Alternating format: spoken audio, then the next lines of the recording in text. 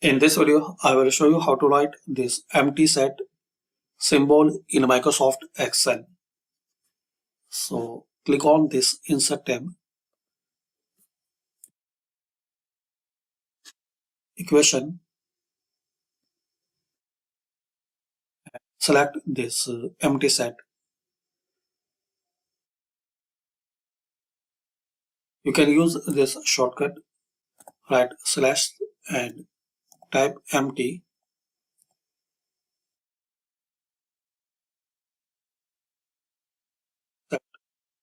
Then spacebar one time, slash empty,